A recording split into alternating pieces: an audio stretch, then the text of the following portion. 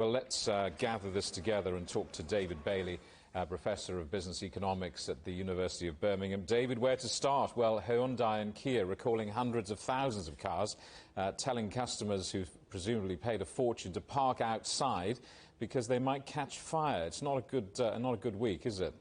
No, not really. 500,000 cars affected in the United States. And as you say, never a great image that your car may catch fire.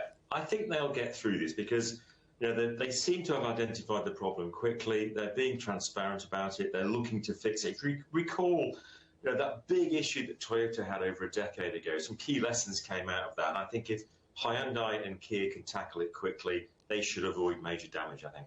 And in your experience of the industry, do customers forgive the company if you're open and transparent, or do they just shrug their shoulders in despair and buy another brand next time?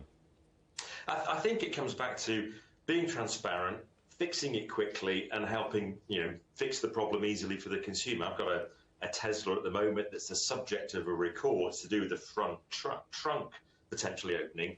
I got an email, I've booked it in for service, somebody's coming to see me, hopefully fixed very quickly. So I think as long as that is done, then you avoid brand damage.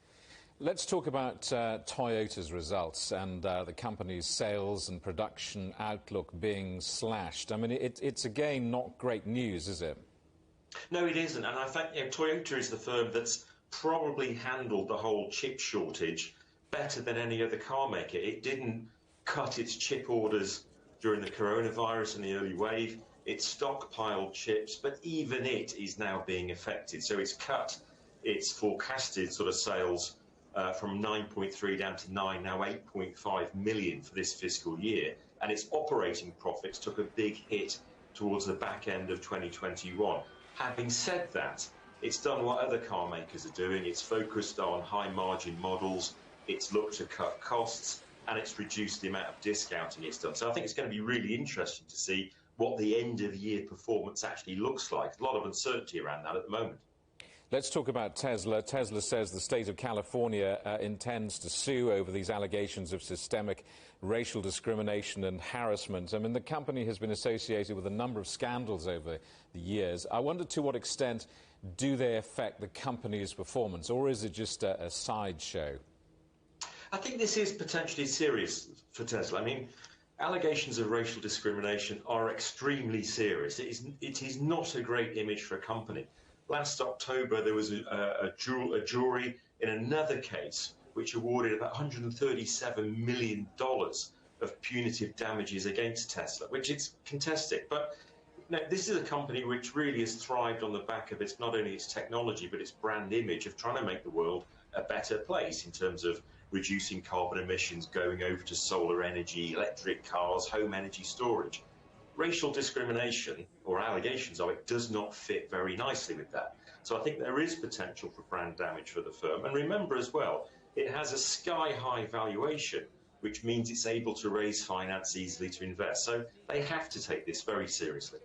The EU has announced a plan to increase semiconductor production in Europe. How will that news be received? Is it the solution to the global industry supply chain problem, or is it simply too far down the road to be an issue?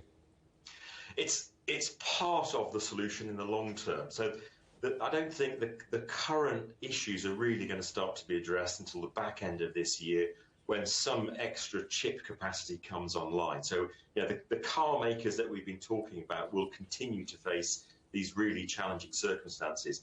Longer term, the EU is saying let's build more chips in the EU. I mean, I think longer term what they're trying to do really is have much more of an integrated supply chain for electric vehicles in general. Chips, batteries, the electric vehicle supply chain in the EU, rather than having to rely, for example, on Southeast Asia. But also, car makers themselves are looking more and more at doing things in-house rather than relying on suppliers. So I think there's some big changes coming in the industry. David, good to see you. Hope your Tesla gets fixed, by the way. Thank you. David Bailey, Professor of Business Economics at the University of Birmingham.